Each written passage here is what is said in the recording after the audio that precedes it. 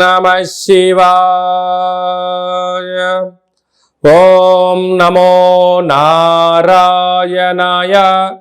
కర్మ నివారణ, నరదృష్టి నివారణ, సంచిత ప్రారబ్ధ ఆగమిక కర్మ నివారణ, తులాభార కాల భైరవాయ నమో నమః.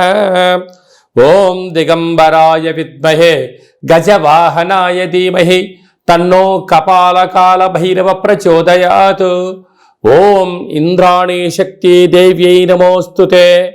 హరి ఓం. మా ఛానల్కి స్వాగతం.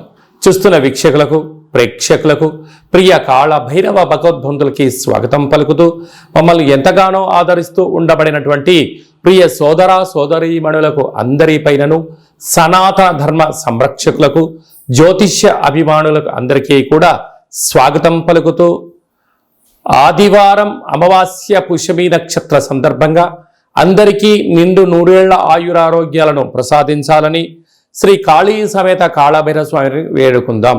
అందులో ఈసారి ఆదివారం అమావాస్య పుష్యమి నక్షత్ర సందర్భంగా రవి పుష్యార్క యోగం అందరికీ కలగాలని, అందరికీ మనతో రాబోయేటువంటి భవిష్యత్తులో ఉండబడినటువంటి 7 తరాల వారికి అద్భుత ధన రాజకీయ యోగ సకల ఐశ్వర్యం ఆనందాన్ని ఆ బుధాదిత్య రాజయోగ కారణము, రవి పుష్యార్క యోగ కారణము, ఆదివారం అమావాస్య కారణం చేత అందరికీ ప్రసాదించాలని కోరుకుందాం. 1/8/2024 నుండి 15/8/2024 వరకు పుట్టినటువంటి వారందరికీ కూడా ముందస్తుగా జన్మదిన శుభాకాంక్షలు. గతంలో వివాహం చేసుకున్న వారికి వివాహ వార్షికోత్సవ శుభాకాంక్షలు. ద్వాదశ రాశుల్లో గ్రహ గమనాన్ని ఒకసారి వీక్షింపచేద్దాం.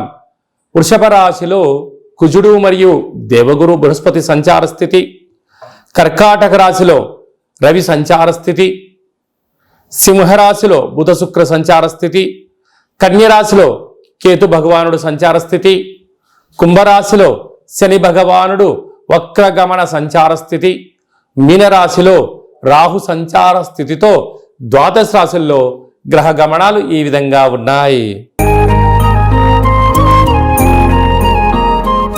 మిథున రాశి వారు ఈ ఆదివారం అమావాస్య పుష్యమి నక్షత్ర సందర్భంగా, కాళ అమావాస్య కాళాష్టమి సందర్భంగా ఎలాంటి విధి విధానాలు పాటించడం వలన జాతకంలో గ్రహయోగం కలిగి మీరు అపార కుబేర సంపన్నులు అవుతారో ఈ వీడియోలో తెలుసుకుందాం. మిథున రాశిలో ఏ నక్షత్రాలు వస్తాయి అనగా, మృగశిర నక్షత్రంలోని 3వ పాదం, 4వ పాదం, ఆరుద్ర నక్షత్రంలోని 4 పాదాలు, పునర్వసు నక్షత్రంలోని 1, 2, 3 పాదంలో కలిపితే మిథున రాశి అవ్వడం జరుగుతుంటుంది.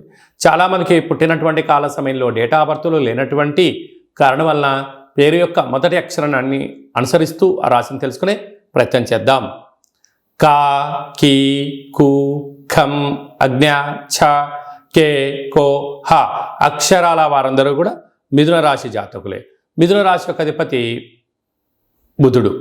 అలాగనే వీరికి ధనావాకు కుటుంబ స్థానంలో రవి సంచారం చేయడం వలన, ఆ రవి భగవానుడు కర్కాటక రాశిలో జలరాశిలో ఉండడం వలన వీరికి పట్టిందల్లా బంగారం అవడం, గడగల పారుతున్న గోదావరి నదిలాగా మీరు చేస్తున్న కష్టానికి శ్రమకు తగిన ఫలితము ధనం రాబోతుంది. కనుక దీపం ఉండగానే ఇల్లు చక్కబెట్టుకోవాలని పెద్దవాళ్ళు ఎలా చెప్తుంటారో, సమయం, ధనం, ఆరోగ్యాన్ని కాపాడుకునే ప్రయత్నం చేయండి. అంతా విజయము మిథున రాశి వారి సొంతం అని చెప్పి గమనించాలి.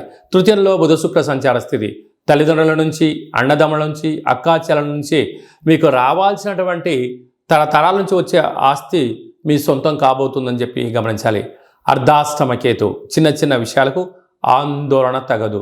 రహస్యమైనటువంటి ధనపరమైనటువంటి వ్యాపార కార్యక్రమాలకు కానీ, ఫోన్ లావాదేవీలు కానీ, ఓటీపీలు కానీ ఎంతో భద్రపరచుకోవాలని చెప్పి జ్యోతిర్విజ్ఞానం తెలియచేస్తుంది.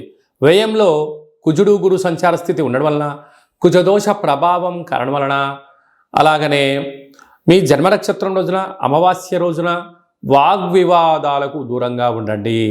అదియే కాకుండా నదీ ప్రయాణాలకు దూరంగా ఉండండి. దూర ప్రయాణాలు చేయొద్దు. వీలైనంత వరకు మౌనం, ధ్యానం, ఆధ్యాత్మికత మంచిది. తెల్ల జిల్లేడు వృక్షం దగ్గర దీపము, తెల్ల జిల్లేడు యొక్క వేరును తీసుకొచ్చి ఇంట్లో పెట్టుకోవడం వలన అద్భుతమైనటువంటి మీతో పాటి రాబోయే తరాల వారందరికీ కూడా యోగం, ఆనంద సిద్ధిని, ఐశ్వర్య సిద్ధిని, అక్షయ సిద్ధిని, ధనపరమైనటు యోగం మీరు అందిస్తారని చెప్పి గమనించాలి. కనుక రుణ సమస్యలకు, రోగ సమస్యలకు దూరంగా ఉంటూ, మౌనంగా ఉంటూ ధ్యానం, ధర్మం, పక్షులకు ఆహారం, కాకులకు ఆహారం, కుక్కలకు ఆహారాన్ని ఏర్పాటు చేయగలిగినట్లయితే కాళభైరవ స్వామికి స్మరణ, ధ్యానము, పూజ చేసుకోవడం వలన మిథున రాశి వారికి అదృష్టం, ఐశ్వర్యం వారి సొంతం కాబోతుంది. అలాగే స్వయం వృత్తులు, సేవా రంగాలు, హోటల్ వ్యాపారాలు, సాఫ్ట్వేర్ ఉద్యోగస్తులు, హార్డ్వేర్ ఉద్యోగస్తులు, వ్యవసాయ సోదరీమణులకు, రియల్ ఎస్టేట్ రంగంలో ఉండవలసిన వారందరికీ కూడా ఇది చాలా మంచి కాలము అని చెప్పి గమనించాలి. ఆగస్టు నెలలో ముఖ్యమైనటువంటి పండుగల గురించి క్లుప్తంగా, సవివరంగా, సంపూర్ణంగా తెలుసుకుందాం. 4/8/2024 ఆషాఢమాస కృష్ణపక్ష ఆదివారం అమావాస్య పుష్యమి నక్షత్రము. ఆదివారం అమావాస్య వస్తేనే అందరికీ చాలా పండగ వాతావరణం ఉంటుంది. అందులో పుష్యమి నక్షత్రంతో కూడుకున్నటువంటి అమావాస్య రావడం, ఈ యొక్క అమావాస్యను కాళ అమావాస్య అంటారు. కాలాన్ని మనకు అనుకూలంగా తయారు చేసుకోవడం, కాలం మనం ఏం చెప్తే అది వినేటువంటి విధంగా చేసేటువంటి కార్యక్రమాలు ఉంటాయి. కనుక తెల్ల జిల్లెడు వృక్షం దగ్గర దీపము, తెల్ల జిల్లెడు యొక్క వృక్షాన్ని కింద వేరు తెచ్చి ఇంట్లో పెట్టుకోవడము, యంత్ర సాధన, మంత్ర సాధన, కాళభైరవ హోమ పూజా కార్యక్రమంలో పాల్గొనడం వల్ల మనకు కాలం అనుకూలిస్తుందని చెప్పి గమనించాలి. అలాగనే మనకు 12వ తారీఖున, 13వ తారీఖున శ్రావణ మాస శుద్ధాష్టమి, కాళాష్టమి అని చెప్పి గమనించగలగాలి. అలాగనే మనకు 26వ తారీఖున శ్రావణ మాస కృష్ణపక్ష అష్టమి, కృష్ణాష్టమి అని చెప్పుకుంటాం. మనం గోకులాష్టమి అని చెప్పుకుంటాం, అలాగే కాళాష్టమి అని చెప్పుకుంటాం. అంటే కాలమంతను కూడా అష్టమి తిథిలోనే ఉంటుందని చెప్పి గమనించాలి.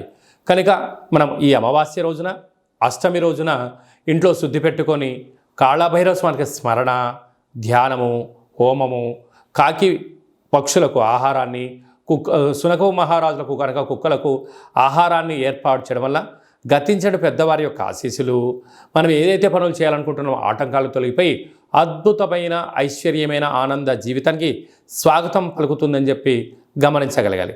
అలాగనే ఇంకనూ మనం విజయం సాధించగలగాలి అన్నట్లయితే ఈ యొక్క పాత్ర కంచు పాత్ర, 12 రాసులను ఇందులో అచ్చు వేయడం జరిగింది. కనుక ఈ పాత్రను ఎలా ఉపయోగించాలో తెలియజేస్తాను. ఇలా ఒకసారి శబ్దం చేసినట్లయితే ఓంకార శబ్దం రావడం జరుగుతుంటుంది.